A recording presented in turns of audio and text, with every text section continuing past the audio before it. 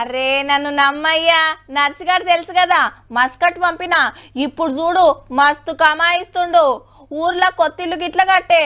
నువ్వు కూడా పోతా అంటే చెప్పు, మొత్తం నేనే చూసుకుంటా. Bindaas job, food bed free, AC రూమ్లు, 7 గంటలే డ్యూటీ, నెల కాగానే అకౌంట్లో జీతం పడుతుంది. ఎప్పుడంటే అప్పుడు రావచ్చు పోవచ్చు, కాకుంటే జరంత ఖర్చు అవుతుంది అని ఉబ్బిచ్చి గాలి మోటార్ ఎక్కిస్తే ఆడికి పోయినాక సుక్కలు అగుపడతాయి మనోళ్లకు.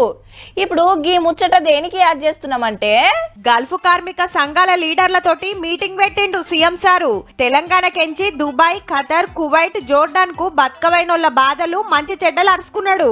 మంచి జాబు బిందాస్ కోల్వని ఆశలు చూపించి పైసలు గుంజి ఆగం చేస్తున్నారు కదా ఏజెంట్లు. ఈ కాంచి అట్లా కానియరట.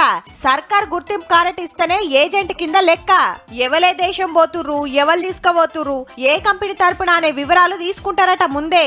అటు పోయేటోళ్లకు ట్రైనింగ్ కూడా ఇప్పిస్తారట. ఆపత్కి సంపత్కి ఫోన్ చేయనీకి సపరేట్ టోల్ ఫ్రీ నెంబర్ పెడతారట. తెలంగాణలో 15 లక్షల గల్ఫ్ కార్మికుల కుటుంబాలు ఉన్నాయట. మళ్ళా ప్రజాభవన్ లా గల్ఫ్ వెల్ఫేర్ బోర్డు పెట్టి అందరు మంచి చెడ్డలు చూస్తుందట గవర్నమెంట్.